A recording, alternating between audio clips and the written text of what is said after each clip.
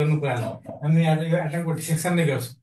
के छ भने सबभन्दा पहिला यो एटम भनेको के हो त्यही हामीहरू बुझ्छौँ। जस्तै के हो यो एटम भनेको त्यही कुरा पहिला बुझौँ न। जस्तै कि मानौँ यो कुनै पनि एउटा सब्स्टान्स छ, एउटा डटै छ, यसको लेन्थ मानौँ जस्तै मैले माने यो 12 सेन्टिमिटर छ। अब यो 12 सेन्टिमिटरको कुनै सब्स्टान्सलाई कुनै मेटेरियललाई यदि मैले बिचैबाट काट्ने हो भने कति हुन्छ?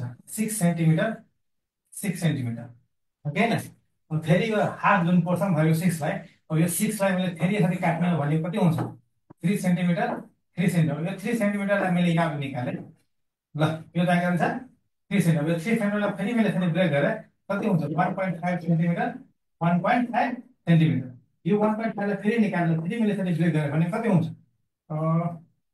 0.75 सेन्टिमिटर। यस्तो अनि यहाँ के गरिरहेको छु मैले, के गरिरहेको छु भने एउटा सब्स्टान्सले त्यसलाई स्प्लिट गर्दै गइरहेको छु, ब्रेक गर्दै गइरहेको छु हाफमा हाफमा। अब यहाँ के छ भने जसरी जसरी म गएँ त्यसरी साइज चाहिँ के भइरहेको छ भने डिक्रिज भइरहेको छ। अब जसरी जसरी अगाडि झन् अगाडि बढाउँछ यसलाई हामी, झन् यसको साइज बढ्छ, सरी घट्छ। अब यसलाई गर्दै गर्दै जाने हो, जाने हो, जाने जाने जाने लास्टमा एउटा यस्तो पोइन्टमा आइपुग्छु, यो पोइन्टमा त्यो फर्दर ब्रेकै हुँदैन। यदि त्यसलाई जबरजस्ती ब्रेक गर्ने हो भने उसले आफ्नो प्रोपर्टी लुज गरिदिन्छ। त्यो जुन लास्टको अल्टिमेट जुन पोइन्ट छ यो, यसलाई हामी भन्छौँ एटम केमिस्ट्रीमा एटम। सब धेरै जसो विद्यार्थीले मैले पनि पढाउँदाखेरि सोद्धाखेरि वाट इज एटम सोद्धाखेरि उसले चाहिँ के भन्छ भने atom is the smallest particle of an element, जो कि पटक्कै गल्ती नै हो। धेरै ठाउँमा मैले पढाएको पनि हेरेको छु, विद्यार्थीहरूले याद पनि यही गरेको छ, तर त्यो चाहिँ कतै न कतै मिल्दैन। यो जुन डेफिनेसन तपाईँहरूले पढ्नु भएको छ, atom is the smallest particle of an element. यो जुन डेफिनेसन तपाईँहरूले पढ्नु भएको छ बच्चैदेखि, I don't know why but many of the students अहिले पनि चाहिँ यही डेफिनेसन भन्छ। तर आजदेखि चाहिँ के बुझिहाल्नु भने हामी चाहिँ यो मेडिकल यो एकदम बेसिकबाट चाहिँ इन्ट्रान्ससम्म जान्छौँ, मेडिकल इन्ट्रान्ससम्म नि जान्छौँ। अनि चाहिँ आजदेखि यसलाई चाहिँ हामी रङ लेख्छौँ। तपाईँले कतै बुक सुकमा पनि हेऱ्यो भने याद नगर्नु होला, त्यो चाहिँ रङै छ। त्यो रङ अनि यसको चाहिँ साइन्स हो नि त, वर्ड प्ले हो साइन्स चाहिँ, साइन्स भनेको वर्ड प्ले। अब यो डेफिनेसनमा यो सामान्य यो यसलाई क्यान्सल गरेर यदि हामी राखिदिन्छौँ यो, अनि बल्ल यो ठिक हुन जान्छ। एउटा सामान्य वर्डले चाहिँ कति फरक पार्छ त्यो कुरा म तपाईँलाई डिटेलमै भन्छु। अनि आजदेखि चाहिँ के भन्नु होला भने atom is the smallest particle, होइन कि atom is the smallest unit of an element, यो चाहिँ भन्ने वालादेखि। अनि यहाँ यदि उहाँ क्लियर भयो, atom is the smallest unit of an element. यहाँ यहाँ त अब यो माथिबाट चाहिँ एउटा कुरा क्लियर के भयो भने जस्तै कि यो कुनै सब्स्टान्स छ नि, अब यो चाहिँ एटम एटमले बनेको होला। क्लोज होला, मैले हातले लेखाइरहेको छु।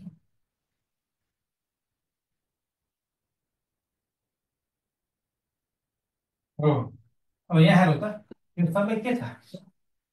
Atom atom. मानौँ एकदमै एउटा सुनको प्लेट छ, एकदमै के छ भने एउटा गोल्ड प्लेट, जिओएलडी गोल्ड, पिएलएटी प्लेट। अब यो गोल्ड प्लेट छ, यो गोल्ड प्लेट एटम एटमले बनेको होला। यो सबै त गोल्डको एटम छ नि, गोल्डको सिम्बल के हुन्छ? यही होला होइन।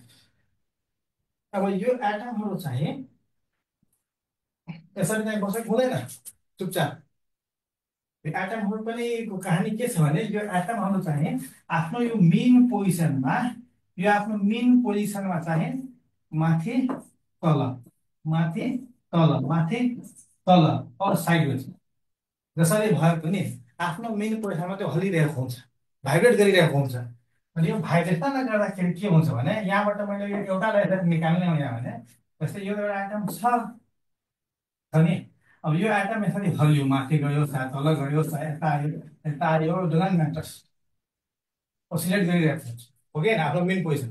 उसको मेन पोजिसन यदि यो भयो भने आफ्नो मेन पोजिसनबाट मुभमेन्ट गरिरहेको हुन्छ। अब एउटा कुरा क्लियर छ, यदि चाहिँ यो मुभ गर्यो भने यो यसरी एटम छ, यो एटम यसरी माथि गयो वा तल आयो, त माथि जान र तल जानलाई त के चाहियो? भेलोसिटी। उसँग भेलोसिटी हुँदैन भने माथि तल केही पनि हुनेवाला छैन। अब यहाँ हेर्नु त, अब यो यदि हल्ने हो भने यसरी हल्ने हो भने यसमा चाहिँ के आउँछ भेलोसिटी आउँछ भेलोसिटीको सिम्बल भी अब कुनै पनि कुरामा भेलोसिटी आउने बित्तिकै त्यहाँ आउँछ काइनेटिक इनर्जी किनभने हामीहरूले यो काइनेटिक इनर्जी बटमा के लेख्छ काइनेटिक एनर्जी ठाउँमा हामीले के गरेको छ भने 1/2 mv² यो हाफ mv² मैले v के हो v चाहिँ के भेलोसिटी हो नि अब कुनै पनि कुराको भेलोसिटी नै जिरो भयो भने यहाँ भेलोसिटी नै जिरो भयो भने हेरौँ काइनेटिक एनर्जी के हुन्छ जिरो हुन्छ काइनेटिक एनर्जी हुनलाई त भेलोसिटी चाहियो चाहे भेलोसिटी छ भने काइनेटिक एनर्जी आफै आइहाल्छ यो दुई प्रब्लम यो भेलोसिटी भएपछि काइनेटिक एनर्जी आफै आइहाल्छ यदि कहीँ काइनेटिक एनर्जी छ भने त भेलोसिटी आफै आइहाल्छ since the atoms are vibrating on their mean position with certain velocity तिनीहरूसँग के हुन्छ भने काइनेटिक एनर्जी हुन्छ प्रत्येक एटमसँग एउटा अरू कुरा दुई तीनचोटि मेडिकल ठाउँमा सोधिनै सकेको छ भने यो जुन भाइब्रेसन छ यसको यो जुन भाइब्रेट जुन गरिरहेको छ यो यसको जुन यो भाइब्रेसनको जुन एम्प्लिट्युड छ त्यो एम्प्लिट्युड चाहिँ 10⁻⁻10 मिटरको अर्डरमा हुन्छ 10⁻⁻10 एम्प्लिट्युडमा यसरी भाइब्रेट गरिरहेको हुन्छ अब यो भाइब्रेसन चाहिँ 10⁻10 भनेको के हो यो चाहिँ हो 1 एङ्स्ट्रम हो यो एङ्स्ट्रम पनि एकचोटि सोधेको हो मेडिकल क्लासमा के एङ्स्ट्रम कति हुन्छ र के दुई तिनवटा लेखिने तपाईँहरूलाई भन्ने दिन्छु इम्पोर्टेन्ट जस्तै 1 एङ्स्ट्रम भनेपछि 10⁻⁻10 मिटर 1 फर्मी भनेपछि फर्मी हो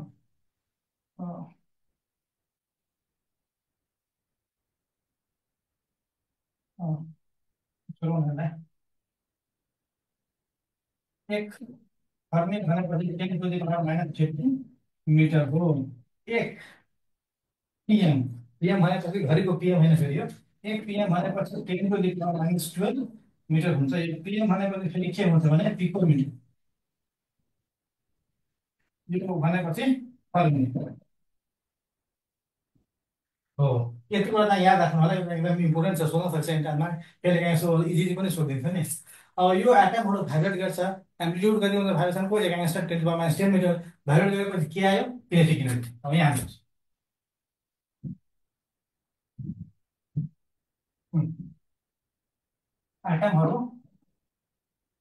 एटमहरू के गरियो भाइब्रेट गरियो भाइब्रेट गर्दा के आयो उसमा भेलोसिटी भेलोसिटीले के गरेर आयो काइनेटिक इनर्जी चलो एटमहरूको सर्टेन कन्फिगरेसन हुन्छ कन्फिगरेसन गर्दाखेरि के आउँछ पोटेन्शियल इनर्जी यो दुईटा कुरा क्लियर भयो अब एटमहरूमा पनि त एटम यदि रिएक्सनमा गयो भने त्यहाँ बोन्ड फर्मेसन हुन्छ अनि त्यहाँभित्र बोन्ड इनर्जी पनि हुन सक्छ ल न्युक्लियसको बाइन्डिङ इनर्जी पनि हुन सक्छ अब यहाँ हेर्नु त एउटै एटममा यो नाना थरीको इनर्जी हेरिरहेको छ नि अब यो सबै इनर्जीको जुन सब गर्ने हो यो सबैलाई जोड्ने हो यो सबैलाई जोड्ने हो भने यो सबैलाई जोडेपछि चाहिँ के दिन्छ भने इन्टरनल इनर्जी हो यहाँ एउटा क्लियर के हुन्छ भने इन्टरनल इनर्जी भनेको के हो कुनै पनि सबस्टान्सको त्यो भित्र भएको जति इनर्जी लुकेको छ त्यो सबैको सम नै के हो internal energy the sum of all kinds of energy inside a body is internal energy अब यहाँ यति कुरा क्लियर भइसकेपछि होइन इन्टरनल एनर्जी कुरा क्लियर भइसकेपछि अब हामी आउँछौँ कहाँ जस्तै यसले भर्खर मैले भनेको थिएँ नि सबै एटमलाई भनेको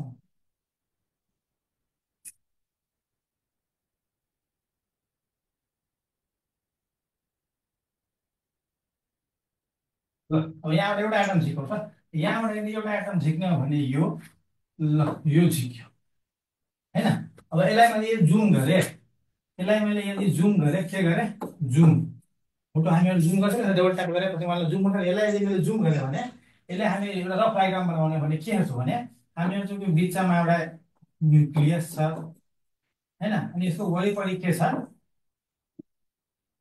अर्बिट छ हैन। अब यो न्युक्लियस भित्र चाहिँ के हुन्छ भने